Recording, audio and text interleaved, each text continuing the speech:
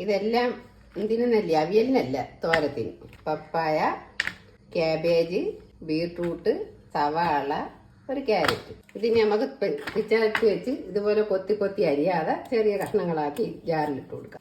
സമയമില്ലാത്തവർക്ക് വേണ്ടിയാണ് കൊത്തി കൊത്തി അരിഞ്ഞുകൊണ്ടിരിക്കേണ്ട. ഇതുപോലെ പീസുകളാക്കി ഇത് ഇട്ട് കൊടുത്ത് ഒന്ന് ക്രഷ് ചെയ്തെടുത്താൽ പപ്പായ ആയാലും ബീട്രൂട്ട് ആയാലും ക്യാരറ്റ് ആയാലും ക്യാബേജ് ആയാലും ഇതുപോലെ കട്ട് ചെയ്തിട്ട് കൊടുത്താൽ അത് വേഗം നമുക്ക് തോരത്തിന് റെഡിയാക്കി എടുക്കാം. കൈ മുറിയോ ഒന്നും പേടിക്കണ്ട. ഇത് കണ്ട എളുപ്പമല്ലേ. ഇനി ക്യാരറ്റും അതുപോലെ കട്ട് ചെയ്തിട്ട് കൊടുക്കാം.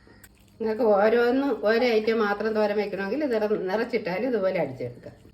ഞാൻ കാണിക്കാൻ വേണ്ടിയാണ് ഇതെല്ലാം എടുത്തിട്ടുള്ളത്. ക്യാരറ്റും അതുപോലെ കട്ട് ചെയ്തിട്ട് കൊടുക്കാം. ക്യാരറ്റൊക്കെ ഇതുപോലെ ഇരുന്ന് അരിഞ്ഞെടുക്കാൻ എങ്ങനെയൊക്കെ പോയാലും ഒരു അരമണിക്കൂർ എടുക്കും. ക്യാബേജും അതുപോലെ കട്ട് ചെയ്തിട്ട് കൊടുക്കാം. ഇനി അടുത്ത സവാളയും അതേപോലെ കട്ട് ചെയ്തിട്ട് കൊടുക്കാം. സവാളയും അതുപോലെ എടുത്തിട്ടുണ്ട്. ആരും ഇതുപോലെ ചെയ്തിട്ടില്ലാത്തവർ ഇതുപോലെ ഒന്ന് ചെയ്ത് നോക്കണം. ഞാൻ ഇതെല്ലാം കൂടെ ഒരു തോരനാക്കാൻ പോകും. എളുപ്പമല്ലേ ഇതുപോലെ ഉണ്ടാക്കാൻ. ഇതുപോലെ ചെയ്തിട്ടില്ലാത്തവർ ഇതുപോലെ ഒന്ന് ട്രൈ ചെയ്യണം. ചെയ്തിട്ടുള്ളവർ കമൻ്റായിട്ടും അറിയിക്കണം.